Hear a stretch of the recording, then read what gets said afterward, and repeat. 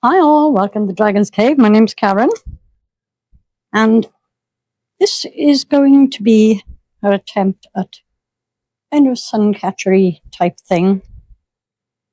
I did a frog one a few weeks ago, and my friend actually took that before the video even aired, but that's fine. I was glad she liked it. Now, I downloaded this picture from Google, and I first of all stuck the paper to the board with this removable spray adhesive, and then put a sheet of acrylic over it, also held down. Now, the reason I did it this way is because I know that this stuff buckles if it gets too hot when the UV light is curing. So I'm going to use this UV 3D styling pen, similar to what I did with the frog. And then I've got these coloured UV resins that I used last week to make some jewellery. Put those out of the way while I make a start. I'm going to pull up my chair. Sorry about the noise. Right, and I am going to start. I've got my UV light ready, just in case I make a mess.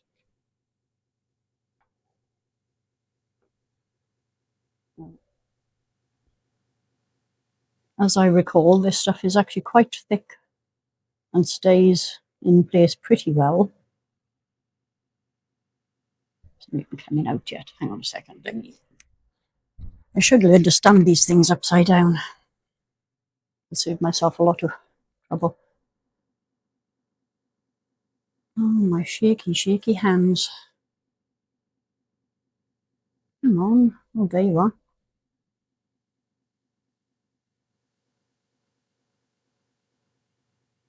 No, I'm not going to follow the picture exactly, but close enough.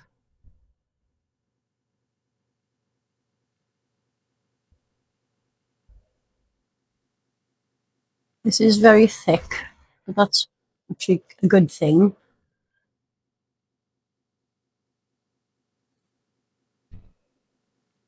Because in theory, that means it won't run before I have a chance to cure it.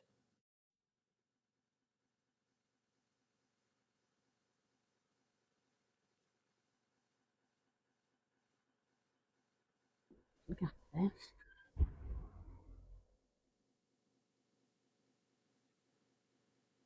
And I want this to form like a wall so that I can put the coloured UV inside the sections. I will speed you through as much of this as I sensibly can.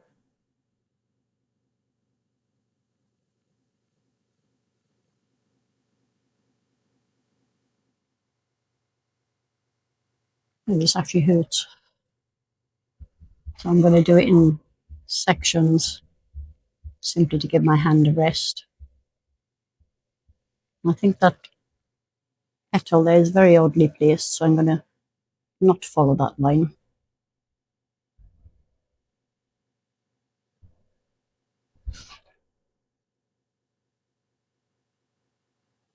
I'm going to cure that first, just to give my hand a little rest. I'll be back in a second. Okay, moving on. I'm going to turn the board around and hope I can still stay in shot.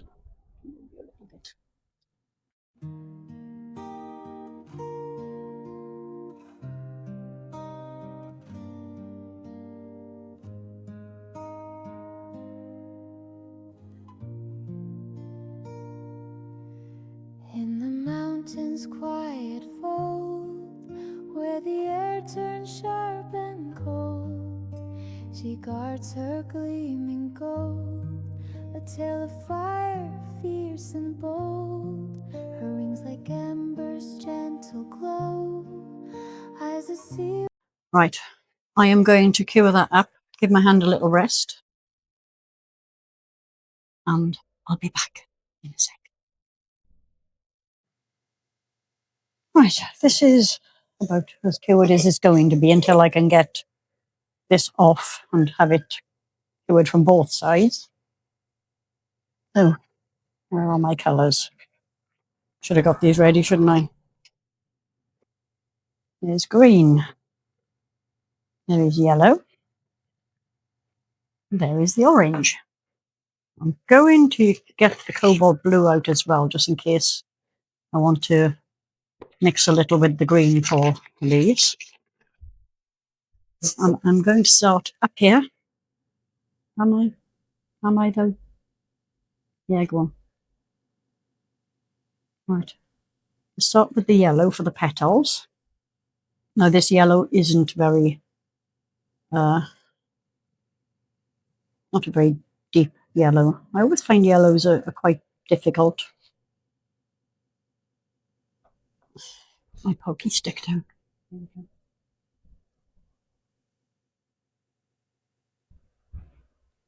In the liquids, I have alcohol inks, I have pigment dyes, and I find in the liquids the yellows are always very pale. Always need more of that than you do of anything else, really. Grab my light and give that a quick blast, because I can see bubbles. Oh, lady of flame, in her hidden domain, her heart beats steady through joy and pain. A dragon's love for the riches she keeps in her cave where the golden river sleeps.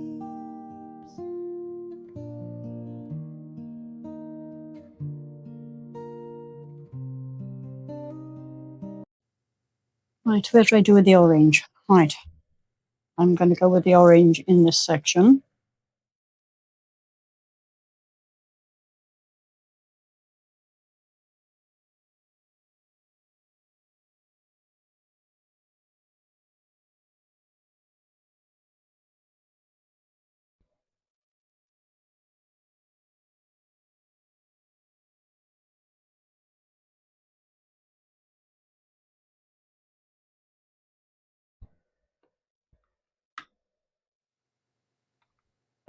And in this section, because it needs to be a little bit darker, I'm going to use a mix of the orange and brown. I do mostly orange, I'll put a couple of drops of brown in there as well and kind of mix it all together. I can get the lid on the orange. Because the brown isn't very intense either, so.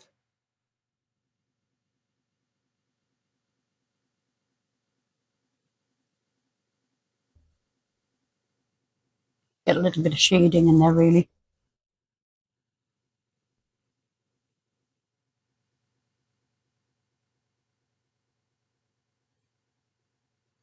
Oh.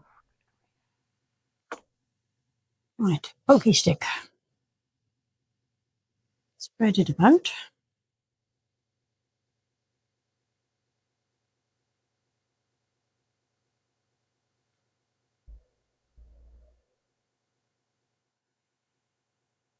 The orange and brown are blended quite nicely together anyway, so I'm quite happy with that. Lots of bubbles. Now, I'm going to move on.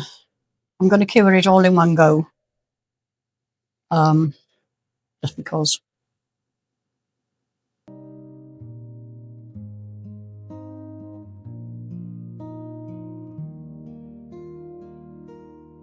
The world above may rise and fall. She listens not to the distant call. Her mountain echoes her silent thrall.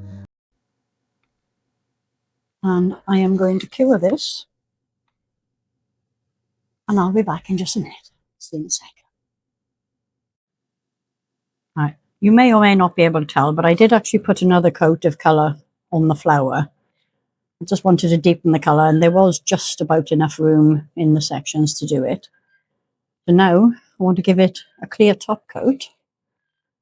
I'm using resin as UV for this.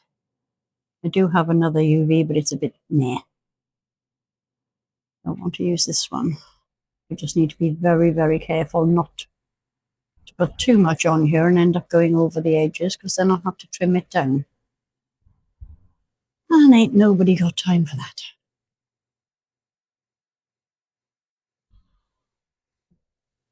One of the reasons I like this resin particularly is because it's so thick that unless you do things like I occasionally do and put too much of it on, it doesn't move too much, and it tends not to overrun. Again, unless, like I said, you're a bit heavy-handed like I sometimes am. A queen of fire, she rules it all. And when the stars light up the night, her scales reflect their silver light. A dance of warmth, a soft delight. She holds her gold, her soul's respite. Oh, lady of flame, in her hidden domain, her heart beats steady through joy and pain. A dragon's love for the Right, I'm going to cure that up. I'll dome the leaves and the stem, and I'll be right back. See you in a sec. Now the dormant coat is done and cured. Now I have to attempt to get this off. Now, here's a hint. Do not stick your nails under sharp edges or sharp corners, because it goes under your nails. Oh no! Okay. I should have guessed that was going to happen. I should have been far more careful taking this off.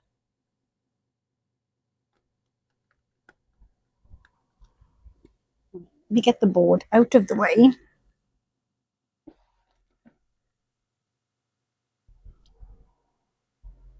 So, it goes like that. Now, I think I'll be able to repair that, because I'm going to do another coat on the other side. I'm going to go and take a break now, because I'm so sad I just did that. See you in a bit. Well, I fixed it as best I could. I used a blob of clear UV on there, but I'm still not happy that the colours are dark enough, so I'm going to go in with another layer from, this is the back side now, and see if I can do this without causing any more problems.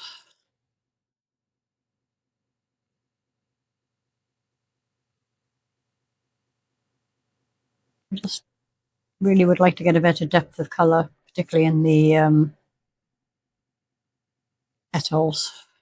witches she keeps in her cave where the golden river sleeps.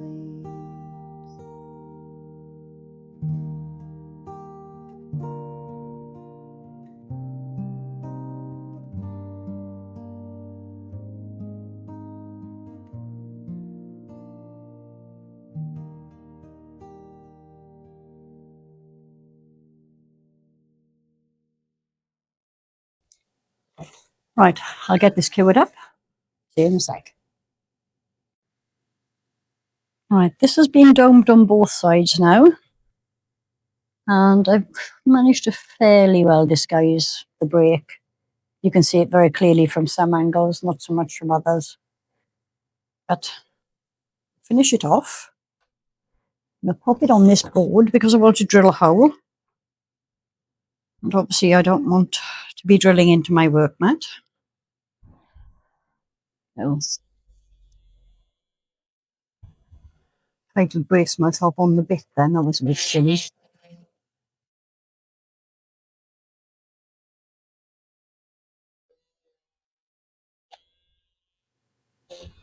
Yeah, that's gone right through. Quick Honestly, I put things down everywhere. I can never find anything again. Blow that away. Move this off the table. Right, where are my bits and pieces? Here we go. I'm just using a normal little jump ring through the hole. So grab that side and that side. Give it a twist. If you pull these apart, you'll never get them back into the right shape. You should always twist. Yeah, no, it hasn't gone right through. Or has it? Nope. 1 second.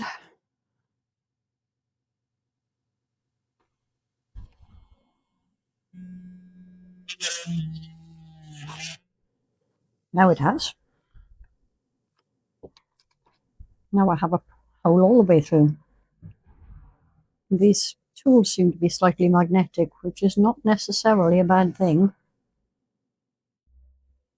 So stop wiggling, twist it back. And then for the hanger, I'm just going to use this little ball chain, which I got from Temu. And just pop the ball in there, push it down. And there we are. A pretty little hanging suncatcher daffodil for St. David's Day. I'll get you some photos. Hope you enjoyed the video. Give us a thumbs up, and I will see you all again very soon. Bye.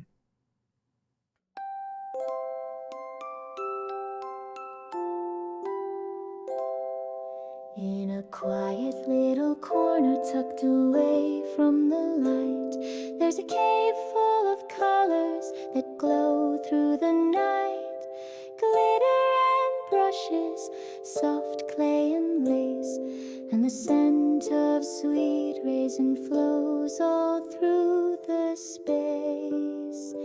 In the dragon's cave where the magic flows, she dreams up the creatures the whole world knows. Frogs with crowns and fairy wings, sleepy ones on logs, each made with love and gentle hands, a world of wondrous frogs.